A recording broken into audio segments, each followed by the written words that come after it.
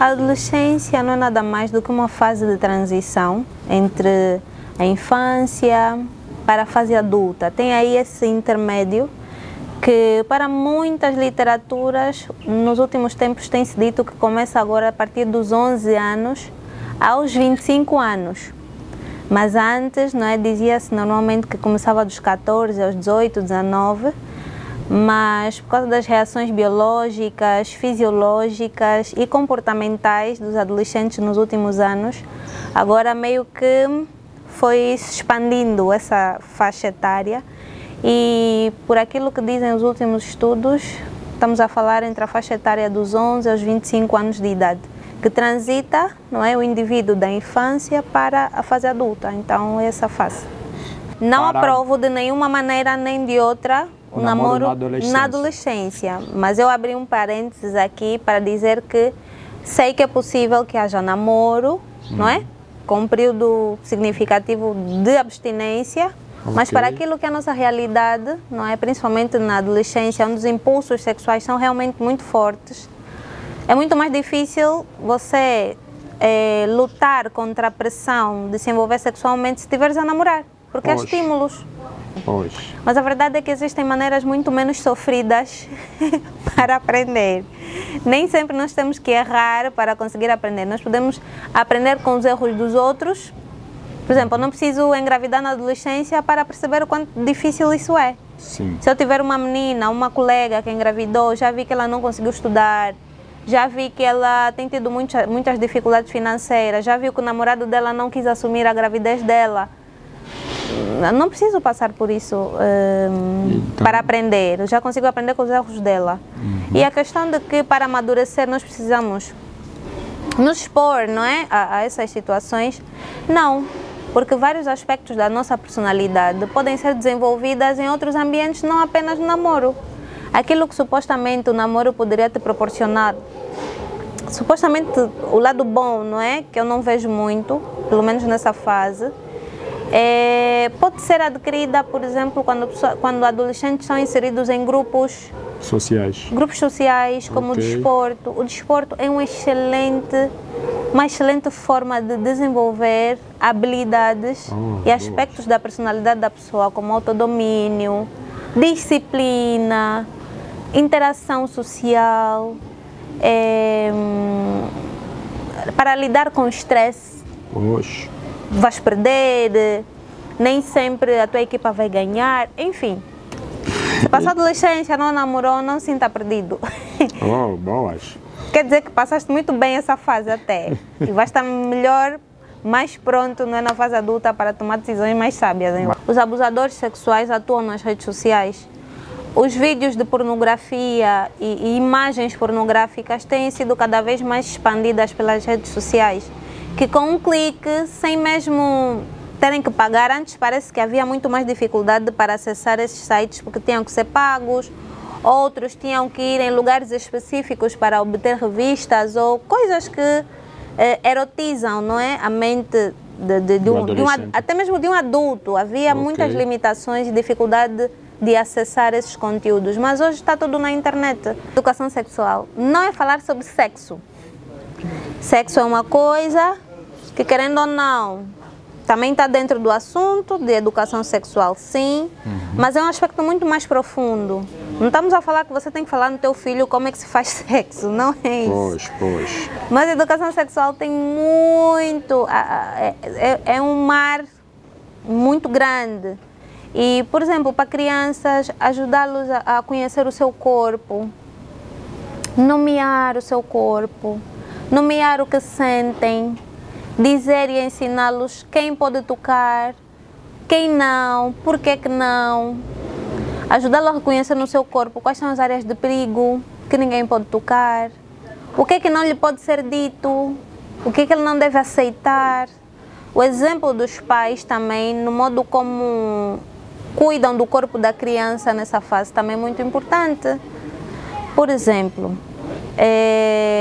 hoje é muito... Eu costumo dizer assim, se você não tem dificuldade de falar que isto aqui é uma cabeça, ombro, tronco, perna, joelho, pé, mãos, braços, não tenha também dificuldade de dizer que o órgão genital do teu filho masculino é o pênis. Não tenha dificuldade de dizer que o órgão genital da tua filha é a vulva. O homossexualismo é que, enquanto que para alguns defendem que é genético, que a pessoa fisiologicamente nasce de uma forma, mas lá dentro tem maior percentagem, não é, de comando de outro gênero, aquilo que eu vejo ultimamente, me baseando um bocadinho sobre a identidade de gênero, é mais como uma escolha comportamental do que propriamente algo que já vem de dentro. É muito fácil pessoas que se decepcionaram ou que foram expostas a tamanha normalização deste gênero se inclinarem por ali. Por exemplo, uma menina que foi muito decepcionada na adolescência, né, começou a namorar muito cedo e os rapazes de alguma forma não a valorizaram, não é? Pode, com o tempo, decidir que não quer mais se envolver com rapazes e prefere ter meninas, ou envolver-se com meninas. Também faz parte da exploração corporal mesmo até, que acontece muito na adolescência, aquelas brincadeiras de papai e mamãe, não só, haver algum contacto com o mesmo gênero. E depois, como se diz, né, provou e gostou, permanecer nesse tipo de conduta. Por outro lado, também tem a questão dos abusos sexuais, que para muitos levam esse assunto de uma forma muito escondida e muitas pessoas foram abusadas que, mesmo até na fase adulta, nunca contaram a ninguém. Mas, com certeza, esses abusos sexuais também podem se repercutir na identidade de gênero, no fato deles decidirem, não é, enveredar por um relacionamento homossexual. Por exemplo, meninos que foram estuprados na infância ou na adolescência, mas especialmente na infância, né, podem vir a desenvolver alguma inclinação sexual com o mesmo gênero, não é? Já que foram violentados por rapazes na maioria das vezes. Então, tudo isso faz-me perceber que essa identidade de gênero, de ser homossexual, pode vir muito mais de uma atitude comportamental e decisiva do que propriamente genética ou alguma influência hormonal. Falando sobre uma menina, por exemplo, que de igual modo tem muita influência masculina, é normal que ela goste de brincar com carros, de tênis. Isso não lhe define como homossexual. Mas os pais, a mãe, as irmãs, aqueles que são mais adultos, podem ajudá-la, não é? Orientá-la. Se calhar lhe ajudar a ser mais vaidosa, a se cuidar mais do cabelo, fazer as unhas, coisinhas muito simples que podem fazer com que ela desperte a feminilidade que ela tem. Embora existam muitos estudos, não digo, mas tem, porque nunca pesquisei assim, mas ouço alguns profissionais a defenderem a masturbação como uma forma de autoconhecimento, como uma forma de exploração corporal. Eu, pessoalmente, não aprovo a masturbação como um meio de se conhecer, de se orientarem. Pelo contrário, daquilo que eu pude estudar sobre isso, a masturbação vem com muitos mais danos emocionais do que propriamente benefícios.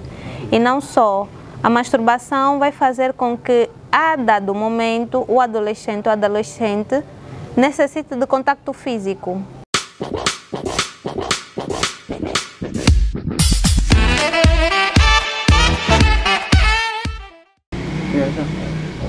Três, dois, um.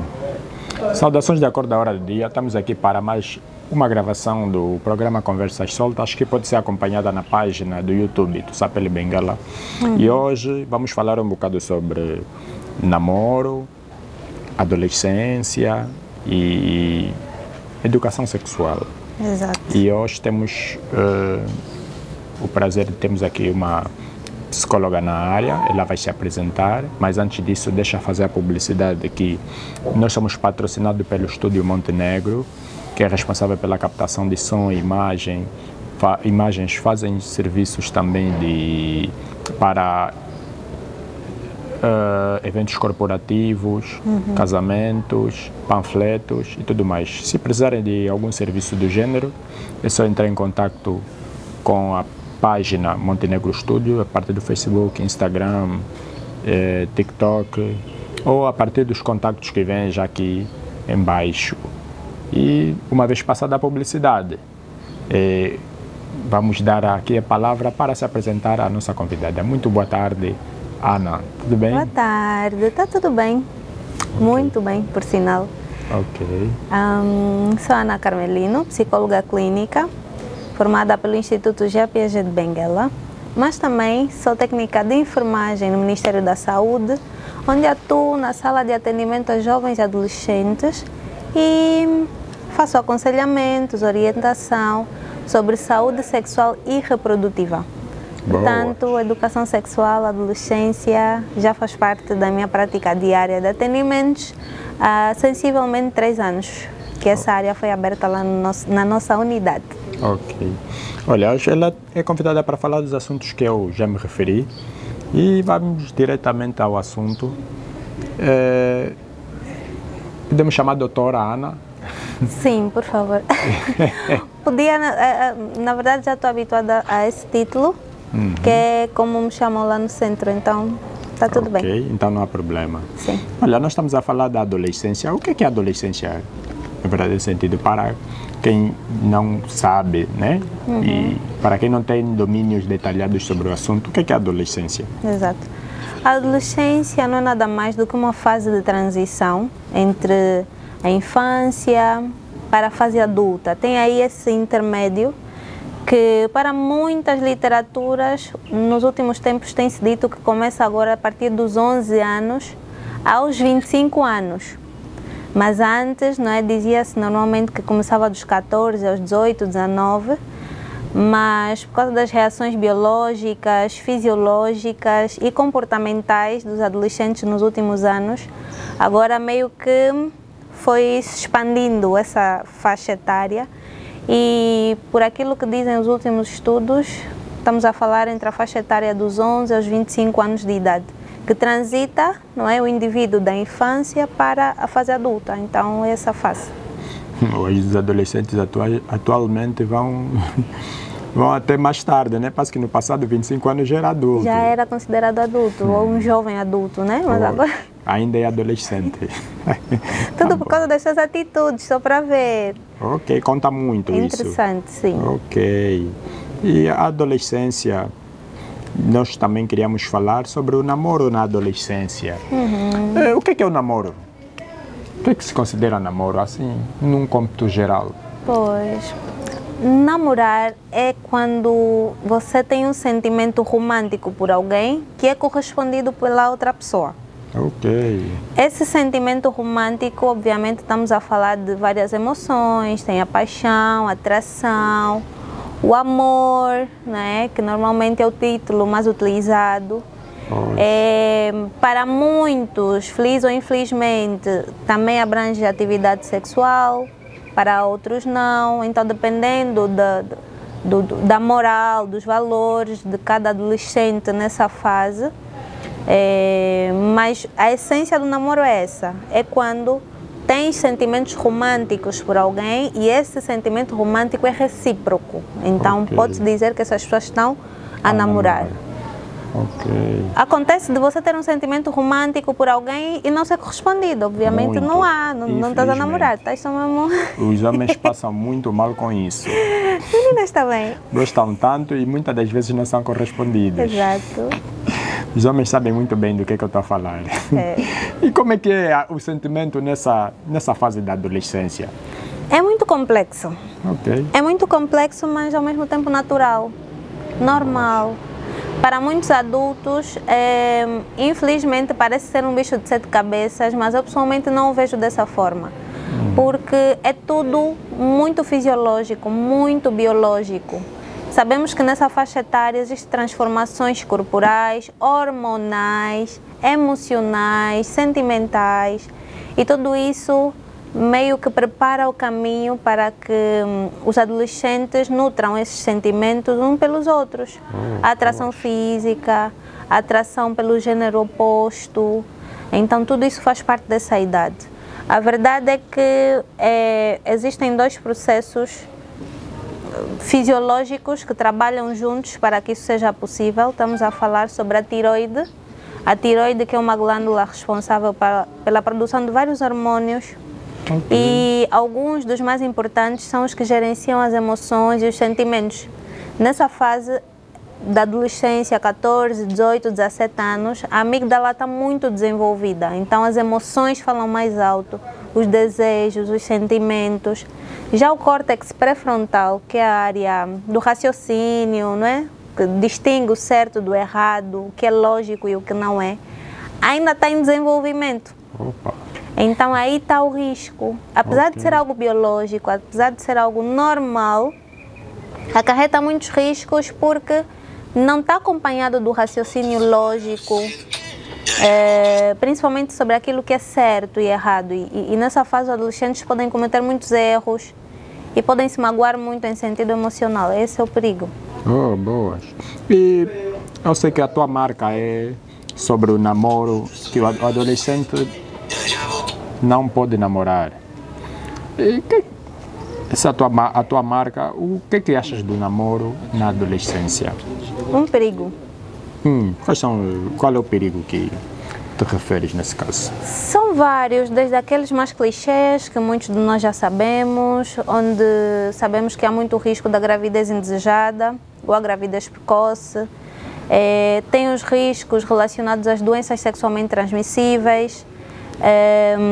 Tem também os riscos emocionais e sentimentais por causa da escolha errada do parceiro.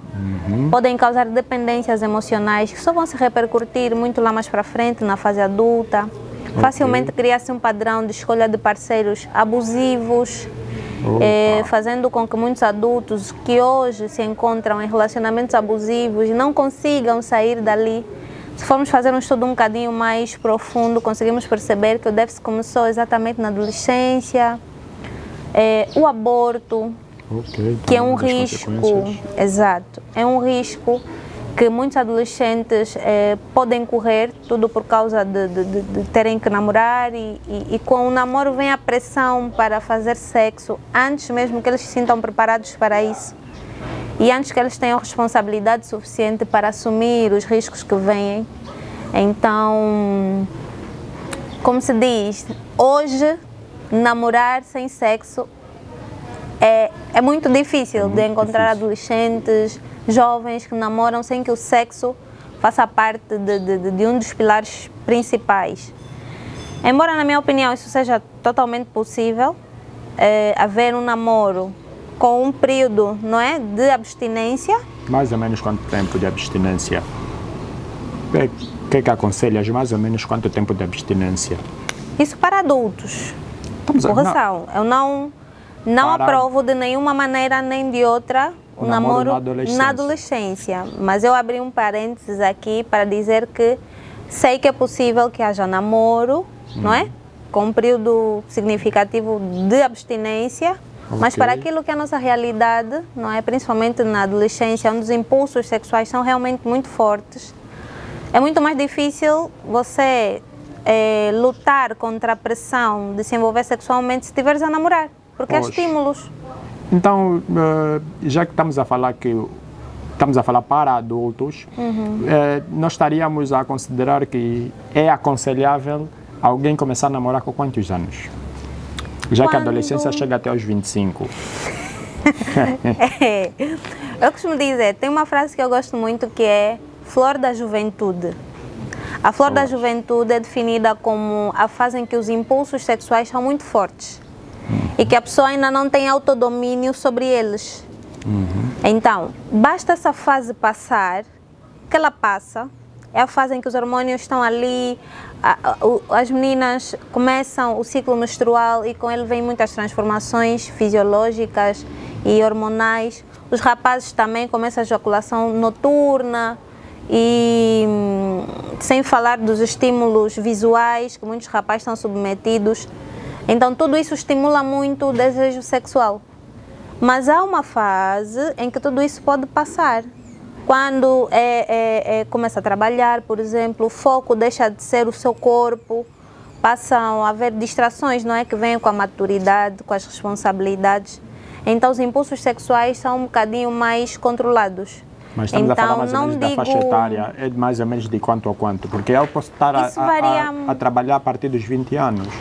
Isso varia muito de pessoa para pessoa. Não existe uma regra, um padrão, porque uma pessoa pode passar pela fase da juventude muito mais cedo do que outra. Pois. Um jovem que resistiu à pressão que vem com os impulsos sexuais na adolescência, por exemplo, pode passar essa fase, sei lá, depois dos 20 ou aos 20 em diante. Podemos dizer que se tu fores maior de idade, institucionalmente dizendo, já és responsável pelos teus atos, tanto que juridicamente até já podes ir preso para responder contra os teus crimes e não só.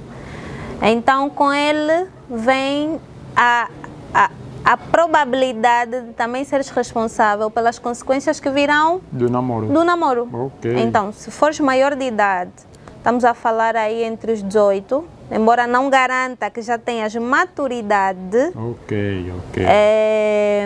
Institucionalmente, até com 18 anos as pessoas já podem se casar. Poxa. É legal, é aceitável. Mas ainda é adolescente. Mas ainda é adolescente, lá está. Então, eu não digo uma idade, mas digo a fase da flor da juventude deve ser ultrapassada para que a pessoa sinta e tome decisões com segurança, sem influências, não é? De desejos sexuais que podem fazer a pessoa tomar uma decisão errada. E como um adolescente pode lidar com a pressão do namoro? Na sociedade atual, por exemplo. Que está cada vez mais difícil? Pois. Eu costumo dizer que adolescente saudável é um adolescente orientado e um adolescente que consiga ter apoio de adultos que têm conhecimento, informação sobre sexualidade. Um adolescente bem informado, um adolescente que tenha recebido uma educação sexual, que consiga ter confiança suficiente para expor as suas dificuldades a um adulto, pode vir a ser um adolescente mais seguro em relação a isso. Então é muito importante que os adolescentes tenham orientação sobre educação sexual, que tenha um adulto que lhes possa transmitir essa confiança, que não julgue, que perceba o que eles realmente estão a sentir, que valorize aquilo que eles sintam. Com certeza isso vai ajudar muito, não é?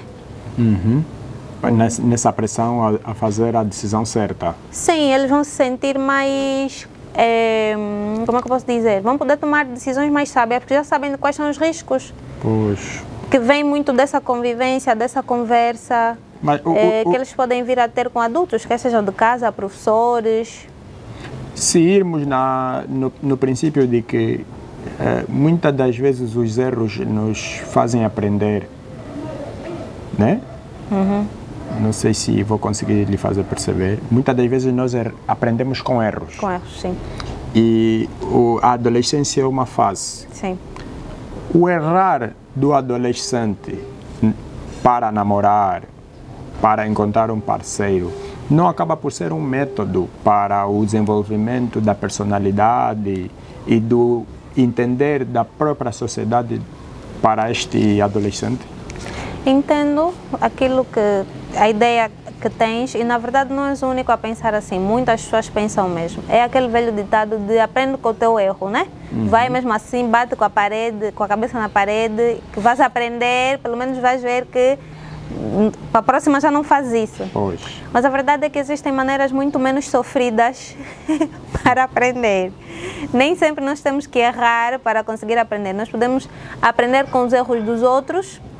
Por exemplo, eu não preciso engravidar na adolescência para perceber o quanto difícil isso é. Sim. Se eu tiver uma menina, uma colega que engravidou, já vi que ela não conseguiu estudar, já vi que ela tem tido muitas dificuldades financeiras, já vi que o namorado dela não quis assumir a gravidez dela. não preciso passar por isso para aprender. Eu já consigo aprender com os erros dela. E a questão de que para amadurecer nós precisamos nos expor, não é, a essas situações, não. Porque vários aspectos da nossa personalidade podem ser desenvolvidas em outros ambientes, não apenas no namoro. Aquilo que supostamente o namoro poderia te proporcionar, supostamente o lado bom, não é? Que eu não vejo muito, pelo menos nessa fase, pode ser adquirida, por exemplo, quando adolescentes são inseridos em grupos sociais. Grupos sociais, como o desporto. O desporto é uma excelente forma de desenvolver habilidades e aspectos da personalidade da pessoa, como autodomínio, disciplina, interação social, para lidar com o estresse. Vais perder, nem sempre a tua equipa vai ganhar, enfim. Habilidades como essas não necessariamente tenham que ser desenvolvidas por causa do namoro, mas especialmente em outros X sociais, então, igreja, grupos de igreja, aí não, e não rodas de família até. Aquelas famílias que são mais unidas, em que os primos, os sobrinhos estão sempre juntos, têm atividades familiares regulares, encontros familiares regulares, são ótimos para desenvolver essas habilidades. Não é para que chamado aquela ideia de que pulou etapa, né? Se o indivíduo não namorar na adolescência, não é considerado uma etapa pulada? Não, porque o namoro seguro tem a fase própria, e não é adolescência com certeza. Se passou a adolescência, não namorou, não se sinta perdido. Boas. Quer dizer que passaste muito bem essa fase até. E vais estar melhor, mais pronto, não é, na fase adulta, para tomar decisões mais sábias em relação a isso. Mas também os adolescentes são muitas das vezes pressionados pelas redes sociais. E hoje é uma influência muito forte e que a geração passada nem teve essa influência. Exatamente. Como lidar com a pressão das redes sociais para combatermos esse namoro na adolescência? Sim, e realmente esse é um aspecto muito importante. Como adolescente, ele ainda não tem autonomia sobre as suas próprias decisões, então é importante que primeiro os pais ou os cuidadores, não é, tenham controle sobre aquilo que o adolescente vê, que limitem o uso das redes sociais. Eu sei que é muito difícil. Não vamos cair no pensamento de que os pais são controladores, violação de privacidade do adolescente. Não vamos cair nessa onda. Se os pais tiverem que controlar, tanto mais que hoje os grupos sociais, os encarregados nem têm acesso. Mas deviam. Essa é uma liberdade que tem sido cada vez mais dada. Expõe os filhos ao perigo. Os abusadores sexuais atuam nas redes sociais. Os vídeos de pornografia e imagens pornográficas têm sido cada vez mais expandidas pelas redes sociais, que com um clique, sem mesmo terem que pagar, antes parece que havia muito mais dificuldade para acessar esses sites porque tinham que ser pagos, outros tinham que ir em lugares específicos para obter revistas ou coisas que erotizam, não é, a mente até mesmo de um adulto. Havia muitas limitações e dificuldade de acessar esses conteúdos, mas hoje está tudo na internet. Se os pais continuarem a ser levianos, com receio de alguma forma estarem a invadir a privacidade do adolescente, na verdade estão a expô-lo a um perigo. Então não se considera invasão de privacidade se os pais controlarem as redes sociais do adolescente? Depende. A ideia também não é o pai pega o telefone, dá cá o telefone e abrir todas as mensagens do filho. Como é que será o controle? Não é por ali. Mas é perceber, por exemplo, quais são as páginas que o filho segue, quem são as pessoas que o filho segue, que conteúdos é que o filho vê, que aplicativos é que o filho tem no telefone. O YouTube, por exemplo, é um canal muito instrutivo. Eu acho que a base dele é a educação, né? Você tem muitos cursos e coisas como essas. Mas é muito, muito, muito importante ver quais são os sites, não sei se chamam assim, não é? Ou as páginas, os canais que eles visualizam. Há canais que são mais para adultos, que podem estimular o desejo sexual deles. Então, é importante. E se os pais virem algum conteúdo inapropriado, podem muito bem ter isso como um assunto de conversa familiar. Essa é uma dificuldade que os pais e os cuidadores, os adultos também têm. Okay. E, por exemplo, aproveitar notícias sociais, como, por exemplo, aquela menina que saiu nas redes sociais, que fez sexo com o namorado e depois o vídeo dele viralizou.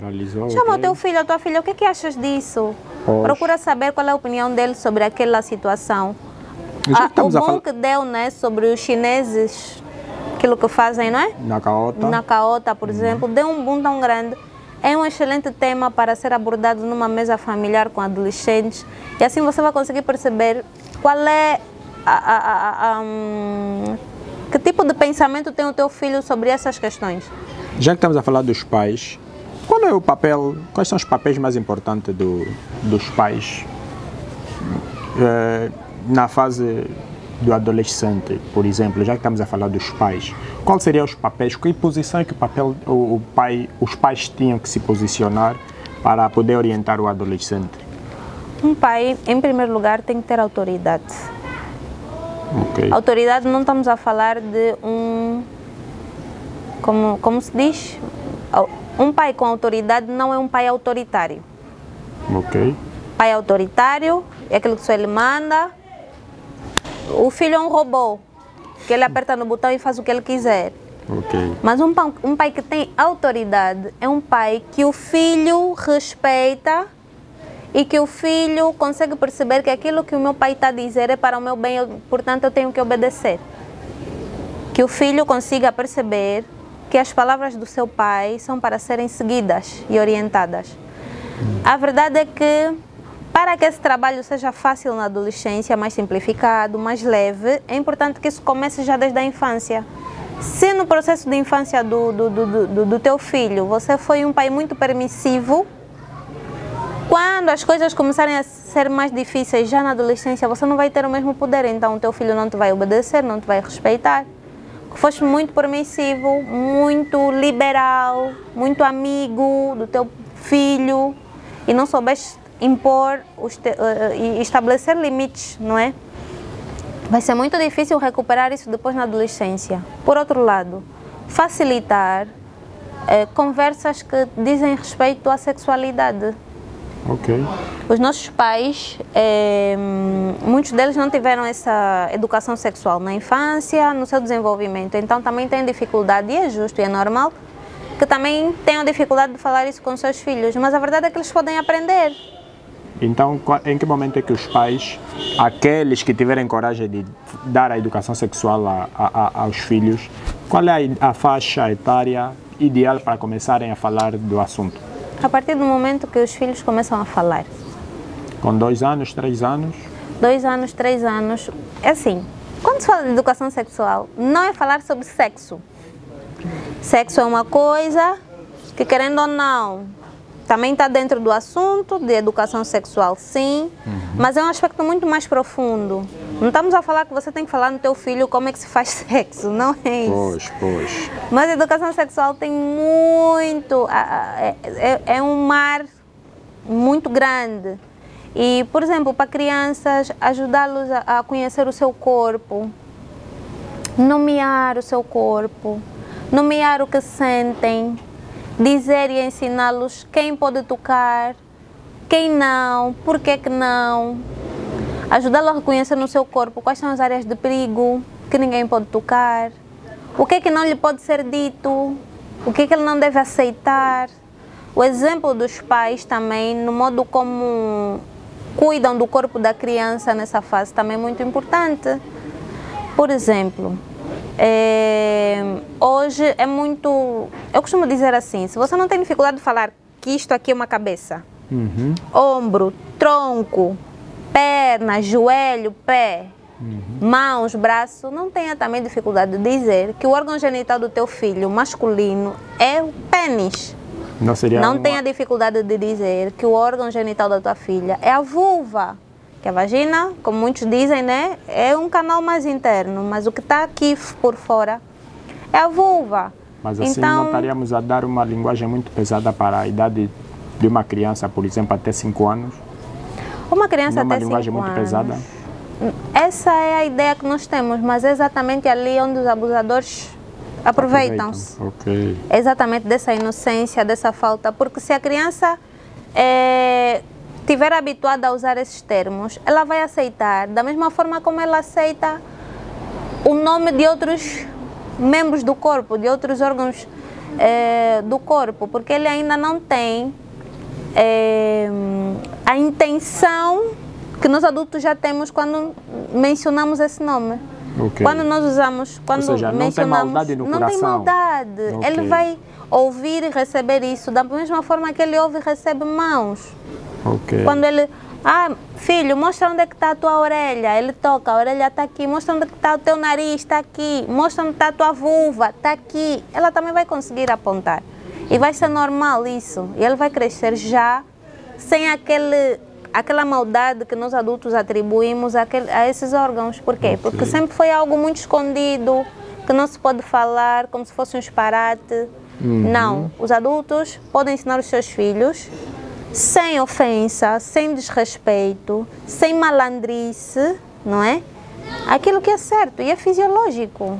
Agora, no passado as pessoas entendiam que a educação sexual seria papel para o sistema de ensino. Na tua opinião, achas que ainda, já que defendes que a educação sexual tinha que começar em casa desde que a criança começa a falar ou a entender as coisas, então a pergunta que vem é, concordas que a educação sexual passe a ser dada também nas escolas ou não? E se começar também nas escolas, qual seria a idade ideal para elas receberem essa informação? Eu aprovo muito que seja também um tema assim abordado na escola.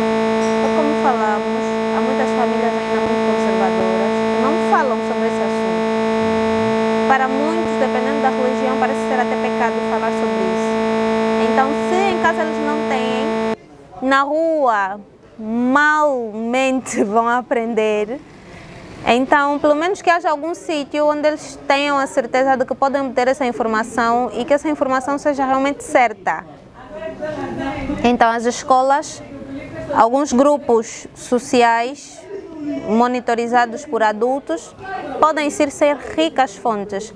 É exatamente por isso que no centro de saúde, a nível do município de Benguela, todos os centros têm a sala de atendimento a jovens e adolescentes. Lá tem sempre um profissional de saúde que o papel dele é exatamente esse: ensinar, orientar os adolescentes e adultos sobre sexualidade. Porque é um meio seguro, que aquilo que lhes será transmitido realmente vai ser certo, vai ser para o seu benefício e é algo que eles vão conseguir realmente aprender. Então eu apoio sim, mas também admito que sozinhos, só a escola, só a igreja, sem a família, vai ser muito mais difícil.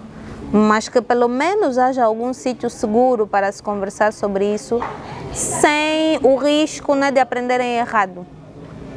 E a fase, eu não digo idade, mas o currículo, não é? Educacional, eu acho que, eu lembro que eu tive MC, Educação Moral e Cívica, foi era uma das aulas em que se falava muito sobre o corpo humano, sobre o desenvolvimento do corpo, transformações que ocorrem no corpo e que se falava muito. Aliás, o meu esposo diz que aprendeu, e eu também já tive aulas de como colocar o preservativo. Eu aprendi na escola, até porque fiz enfermagem. Já no médio, mas mesmo na MC, fala-se muito sobre isso. Meu esposo diz que também... Nessa aula, né? Muito, tem sempre barulho, não tem como. Eu também faço palestras em escolas, então eu levo esses temas e não tem como. Há sempre dúvidas, há sempre muitos tabus que são quebrados ali. E é verdade, então alguém tem que lhes tirar essas ideias e inculcá-las as ideias certas. Então, já que ainda sobre a educação sexual, nós temos nos deparado, e é preciso falar um bocado sobre isso. Sim. O homossexualismo tem atualmente uma visibilidade maior, Sim. pelo menos dos anos 90 para trás, né? Sim. Pelo menos aqui na nossa sociedade. O homossexualismo, a educação sexual, por exemplo, se começarmos desde a tenra idade, pode combater o homossexualismo na qualidade de psicóloga? Com certeza poderá ajudar os jovens a se identificarem melhor com o tipo de gênero que eles realmente nasceram, não é? Para ser sincera, esse é um assunto muito complexo de ser abordado e, modéstia à parte, já li alguns estudos sobre isso, mas nada tão profundo. Mas do pouco que eu tenho noção sobre o homossexualismo, é que enquanto que para alguns defendem que é genético, que a pessoa fisiologicamente nasce de uma forma, mas lá dentro tem maior percentagem, não é, de comando de outro gênero, aquilo que eu vejo ultimamente, me baseando um bocadinho sobre a identidade de gênero, é mais como uma escolha comportamental do que propriamente algo que já vem de dentro. É muito fácil pessoas que se decepcionaram ou que foram expostas a tamanha normalização deste gênero se inclinarem por ali. Por exemplo, uma menina que foi muito decepcionada na adolescência, né, começou a namorar muito cedo e os rapazes, de alguma forma, não a valorizaram, não é? Pode, com o tempo, decidir que não quer mais se envolver com rapazes e prefere ter meninas, ou envolver-se com meninas. Também faz parte da exploração corporal mesmo até, que acontece muito na adolescência, aquelas brincadeiras de papai e mamãe, não só, haver algum contacto com o mesmo gênero. E depois, como se diz, né, provou e gostou, permanecer nesse tipo de conduta. Por outro lado, também tem a questão dos abusos sexuais, que para muitos levam esse assunto de uma forma muito escondida, e muitas pessoas foram abusadas que, mesmo até na fase adulta, nunca contaram a ninguém. Mas, com certeza, esses abusos sexuais também podem se repercutir na identidade de gênero, no fato deles decidirem, não é, enveredar por um relacionamento homossexual. Por exemplo, meninos que foram estuprados na infância ou na adolescência, mas especialmente na infância, né, podem vir a desenvolver alguma inclinação sexual com o mesmo gênero, não é? Já que foram violentados por rapazes na maioria das vezes. Então, tudo isso faz-me perceber que essa identidade de gênero, de ser homossexual, pode vir muito mais de uma atitude comportamental e decisiva do que propriamente genética ou alguma influência hormonal, como muito se diz. O fato de vermos uma menina querer brincar com brinquedos de rapazes, ou vermos um rapaz a brincar com brinquedos de meninas, isso também é uma situação determinante sobre a orientação sexual dessa criança, né? Não diria que é determinante, mas diria que é o momento certo para que eles sejam orientados. Não é o facto de um menino, por exemplo, gostar de cor-de-rosa, que isso o fará estar catalogado que ele vai ser homossexual. Não, não é bem assim. Mas imagina, um menino que cresce num seio em que há mais mulheres, que tem, por exemplo, 3, 4, 2 irmãs mais velhas, ele é o único rapaz e é caçula. Tem todo o mimo, tem todo o cuidado, tem muita identidade feminina à sua volta. É muito fácil que ele se atraia por uma ou outra coisa feminina, principalmente se não tiver uma figura masculina muito presente, a qual ele consegue se identificar. Daí a grande importância de haver pais presentes. Que se formos a ver, o nível de homossexualismo que tem crescido cada vez mais aqui em Angola, especialmente Luanda, não é? Que é o lugar mais visível. Muitos têm famílias desestruturadas, ou têm pais ausentes, ou têm pais negligentes. Então é muito difícil que um menino se identifique como sendo do gênero masculino se não tiver um adulto do gênero masculino que lhe possa transmitir essa identidade. É muito difícil. Agora, imaginando que o pai está ali, não é? Um pai presente, macho mesmo, macho, né? Exato, homem que pode transmitir. Sim, mas pelas suas atitudes, pelo seu comportamento. O filho tem pouca probabilidade de enveredar, porque por mais que tenha outras meninas, irmãs, ele tem o pai vai jogar bola, vai levar ele para jogar bola, o pai, sei lá, vai lhe colocar a jogar play, não é? Quer dizer, com uma figura masculina que lhe transmita essa identidade, a quem ele possa se identificar e se espelhar, muito facilmente ele conseguirá ser orientado sexualmente aquilo que ele realmente é. Falando sobre uma menina, por exemplo, que de igual modo tem muita influência masculina, é normal que ela goste de brincar com carros, de tênis. Isso não lhe define como homossexual. Mas os pais, a mãe, as irmãs, aqueles que são mais adultos, podem ajudá-la, não é? Orientá-la. Se calhar lhe ajudar a ser mais vaidosa, a se cuidar mais do cabelo, fazer as unhas, coisinhas muito simples que podem fazer com que ela desperte a feminilidade que ela tem. Olha, vou tocar um bocado no assunto, que já passamos um bocado, mas será de outra maneira. Sim. Vamos... Começa na adolescência. Sim. Muitas das vezes os adolescentes, na fase de descobrimento das transformações do seu corpo, alguns acabam por experimentar aquilo que nós chamamos de aquilo que é masturbação. A masturbação acaba por ser um método também para combatermos ou para o indivíduo se orientar sexualmente. Por exemplo, alguém para se masturbar, um homem, em princípio vai ver imagens, vídeos na adolescência de sexo oposto, né? Podemos considerar que isso também é uma forma de combatermos, onde o indivíduo saber se orientar sexualmente. Embora existam muitos estudos, não digo, mas porque nunca pesquisei assim, mas ouço alguns profissionais a defenderem a masturbação como uma forma de autoconhecimento, como uma forma de exploração corporal. Eu, pessoalmente, não aprovo a masturbação como um meio de se conhecer, de se orientarem.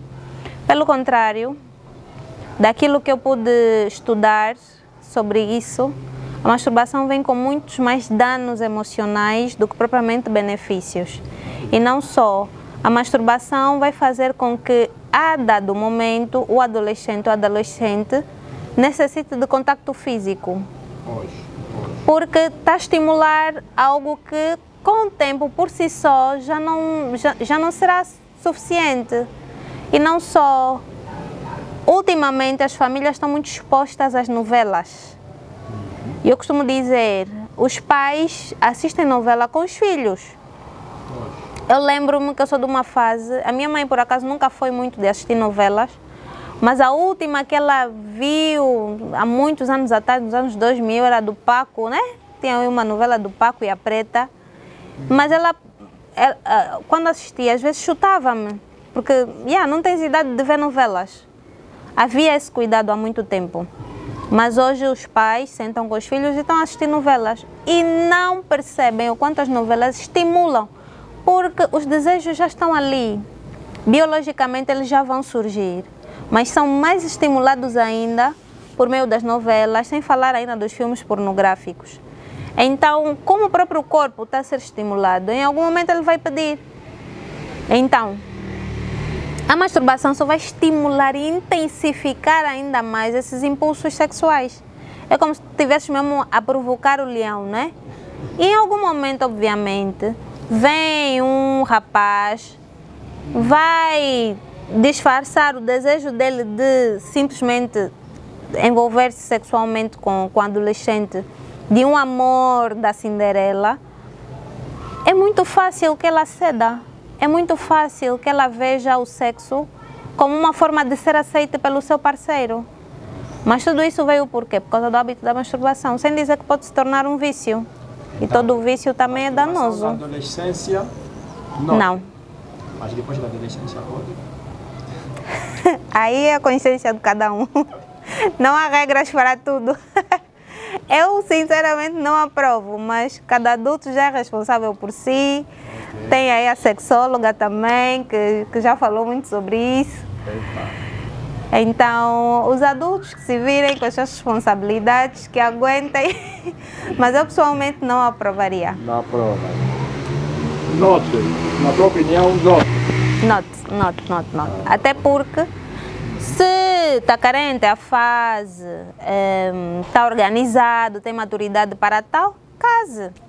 Não haverá necessidade de fazer isso sozinho. Por que as mulheres têm a tendência de namorar com homens com idade superior a elas? É uma questão bem interessante. Na verdade é mais cognitiva, é mais de maturidade do que propriamente algum outro motivo. A verdade é que as mulheres psicologicamente acabam tendo um desenvolvimento emocional muito mais acelerado do que pessoas ou rapazes da mesma faixa etária.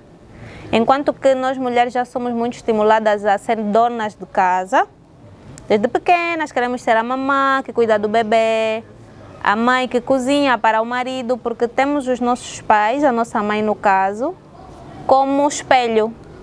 Então, os rapazes dessa mesma faixa etária, adolescentes ou adultos e não só, ainda não têm a mesma maturidade de casar, ou a mesma ideia, não é?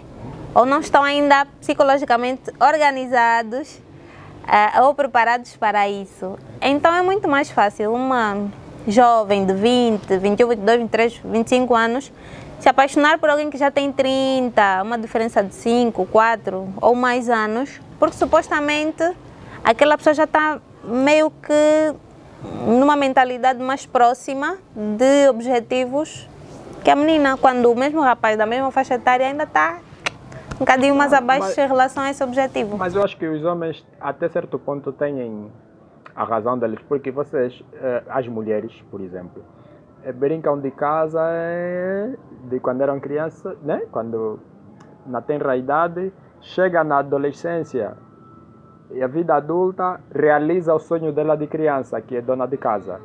Mas até o adolescente, o indivíduo passar a adolescência, ainda não comprou o carro que ele brincava quando tinha 1 ano. Ainda não brincou como tinha que brincar. Acho que até certo ponto a vida chega a ser injusta para os homens. Yeah? Não acho. Vocês não têm que trabalhar. Temos que ser o provedor da família. Sim! Yeah. Então, a certa altura, vocês procuram mais pela estabilidade e só depois pensam em vir a ter famílias e casar. Nós não, nós já vemos projetadas com isso. Ok. Os adolescentes têm uma visão, acho que já falamos disso, tem uma visão turbulenta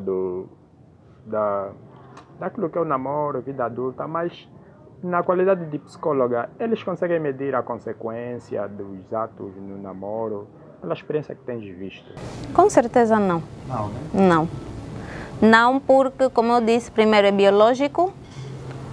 O córtex pré-frontal, que é a área do raciocínio, não está desenvolvida ainda na totalidade, então estão mais sujeitos a cometerem erros. Tomam decisões muito impulsivamente, não têm noção dos riscos e, conversando com um adolescente recentemente, eu lhe fiz raciocinar dessa forma. Você deixaria porque ela era uma menina e estava com a sua filha, tinha 16 anos, estava com o bebê no colo.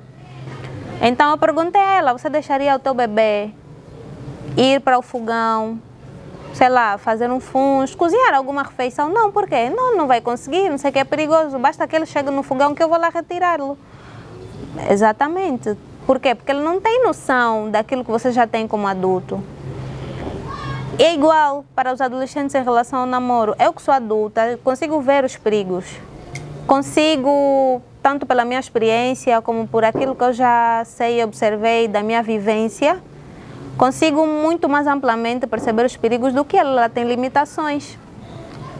Eu gostaria que falasses também um bocado, e isso acontece, não acontece muito, é sobre a relação com mais de um parceiro. Sim. Gostaria que tocasse um bocado nesse assunto, a filha aconselhar os adolescentes, e é a faixa mais preocupante e com uma maior tendência para esta prática. Exato. Eu vou dizer, conforme eu tenho feito com os adolescentes que eu atendo, eu costumo dizer assim, muitos deles acham que estão à vontade, livres para se envolverem com qualquer pessoa, terem várias parceiras sexuais, desde que utilizem preservativo. Mas a verdade é que só o preservativo não protege, não previne contra todos os danos que acarretam sobre essa conduta desregrada sexual. Primeiro porque o preservativo apenas previne uma via de transmissão, que por sinal é a principal de todas as doenças sexualmente transmissíveis, mas há muitas outras doenças sexualmente transmissíveis que podem ser transmitidas mesmo utilizando o preservativo. Estamos a falar, por exemplo, da herpes, estamos a falar da hepatite B, que são doenças em que o vírus pode estar presente na saliva, pode estar presente no suor, portanto o contacto direto com a pele pode também já transmitir a hepatite B. E se você tiver uma única parceira sexual, fazer os exames, saberem que estão todos livres de alguma DST, obviamente estás seguro. Mas se você estiver exposto a vários parceiros sexuais, as doenças não se veem pelo rosto. Então, em algum momento, poderá calhar com alguém que lhe há de transmitir alguma doença sexualmente transmissível. Sem falar sobre outras disfunções sexuais que podem surtir muito lá mais para frente, como a disfunção erétil, a ejaculação precoce, o cancro da próstata. São doenças que podem muito, o HPV, que são doenças que podem surgir muito lá mais para frente, causada pela conduta desregrada sexual. E a conduta desregrada sexual é o quê? Exatamente ter vários parceiros sexuais, não se prevenir das doenças e por aí fora. Então, há muitos riscos. Sem falar de danos emocionais, então todo mundo tem que ver a cor da tua boxer, a cor do teu biquíni, depois como é que fica a dignidade. Te expões muito facilmente a ser explorada sexualmente, uma vez que poderá surgir alguém que te queira, não é? De verdade, falando especialmente para as meninas, sabendo da tua reputação, muito dificilmente há de querer levar a sério. Então há muitas desvantagens, com certeza. E que conselho darias a um adolescente que está pensando em começar a namorar? Espere. Espere. Esperar é uma virtude.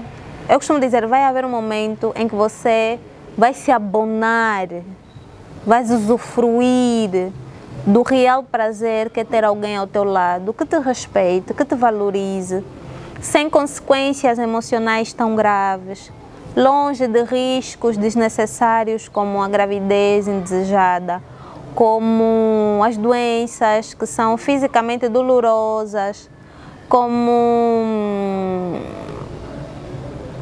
os abusos sexuais. Tudo isso você poderá evitar se simplesmente aguardares, até porque o tempo passa muito rápido. É como alguém que entra hoje no médio e amanhã já está a terminar o médio. Se você tiver determinado e entender que não é o momento certo e por que não é o momento certo, por mais que você se apaixone, vais conseguir controlar isso, vai te treinar, vai te ajudar a desenvolver o autodomínio.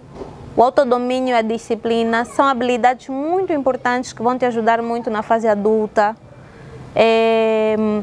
Tudo isso vai ser mais vantajoso quando você puder liberar numa fase em que você está emocionalmente bem, financeiramente equilibrado, nunca estamos bem financeiramente, mas equilibrado, já trabalhas, tens o que é seu, de maneira que qualquer dano que surgir, você vai estar pronto para arcar com as consequências, especialmente se fores casado, porque aí os riscos são cada vez mais nulos, mas isso depende muito dos valores e moral de cada um, mas que ao menos seja já adulto, responsável, maduro, capaz de responder por si e que trabalhes, porque é importante você namorar quando você tem algo para proporcionar, para que o namoro seja também um momento agradável, vão sair um bocadinho, vão chupar um geladinho, não é? Vão fazer planos de projetos futuros, organizar o casamento, enfim.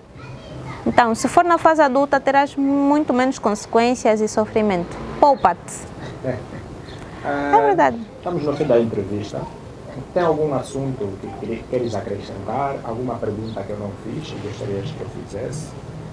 Tens algum conselho para dar?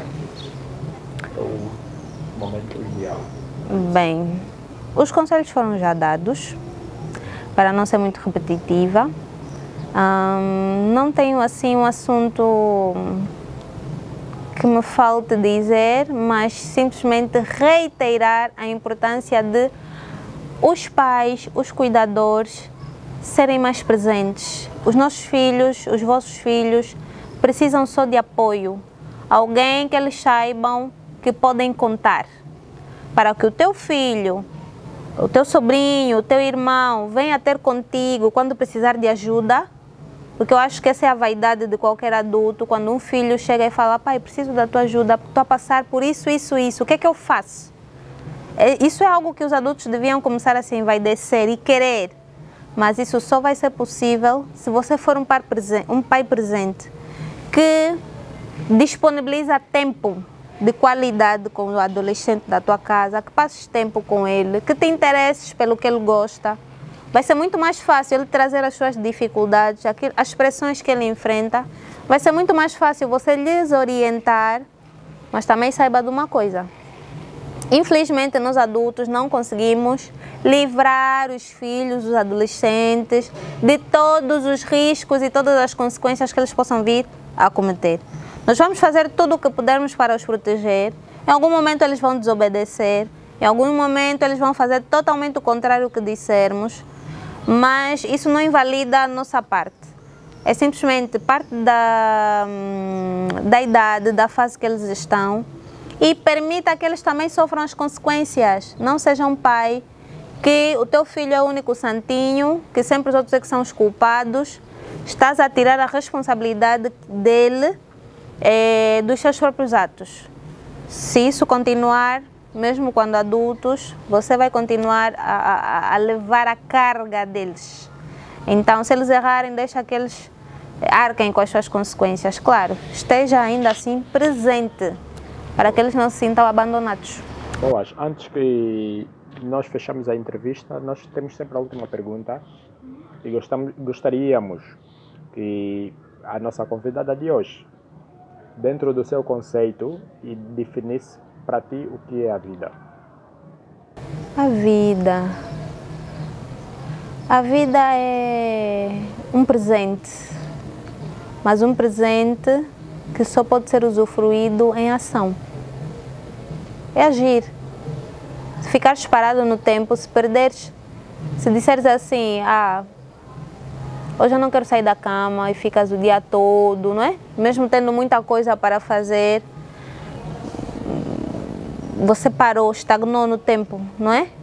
Então perdes a oportunidade de viver, fazer com que as coisas aconteçam na tua vida. Então viver para mim é uma dádiva, é um presente que deve ser valorizado, mas que só faz sentido se estivermos em ação. Se pouco a pouco caminharmos rumo aos nossos objetivos, aos nossos desejos, baseados sempre nos nossos valores e nos nossos padrões de moral. Para mim isso é que é a vida. Boas. Mais nada tenho a acrescentar. Vou aproveitar e me despedir da convidada. e agradeço muito por aceitar o nosso convite. Espero que estejas disponível para os outros convites, outros assuntos ligados à tua área de especialidade. E agradeço a todo mundo que estiver aí a assistir do outro lado da câmera. E até já, esperem para mais um convidado. Ok? Tchau.